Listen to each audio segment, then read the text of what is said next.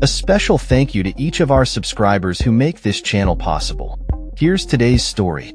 In a groundbreaking election held on May 3, 2025, Prime Minister Anthony Albanese made history by becoming the first Australian Prime Minister to win a second consecutive three-year term in over 2 decades.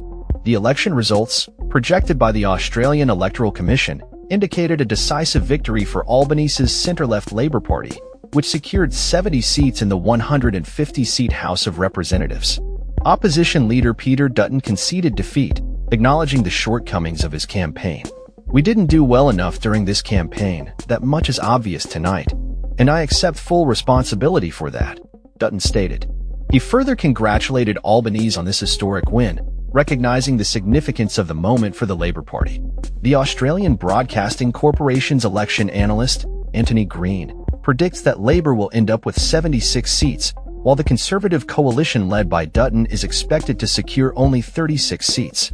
Unaligned minor parties and independent candidates are projected to win 13 seats, indicating a shift in the political landscape.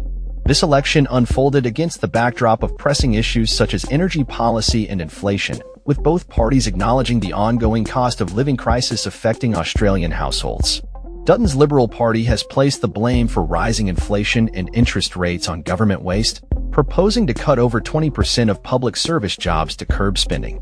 In contrast, Albanese's Labor Party has criticized Dutton's approach, branding him Doge Y Dutton, and accusing his party of adopting divisive tactics reminiscent of American politics under former President Donald Trump. Albanese emphasized that this approach is not representative of the Australian way, advocating for unity rather than division among citizens. A significant aspect of Albanese's campaign has been the improvement of relations with China, which has led to the lifting of trade barriers that previously cost Australian exporters approximately 20 billion Australian dollars annually. This diplomatic success has been a focal point in Albanese's platform, showcasing his government's ability to foster international trade relations.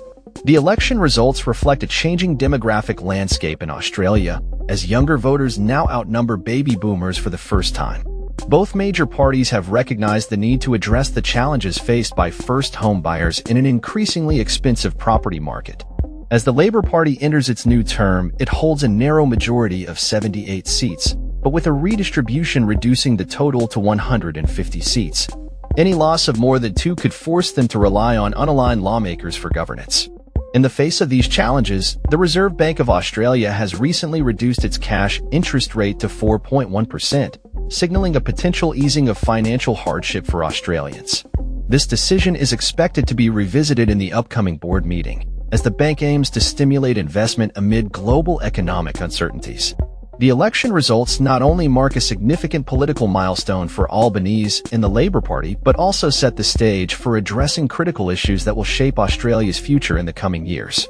As the nation looks forward, the focus will remain on implementing effective policies to combat inflation, enhance economic stability, and improve the lives of everyday Australians. That's all for this story.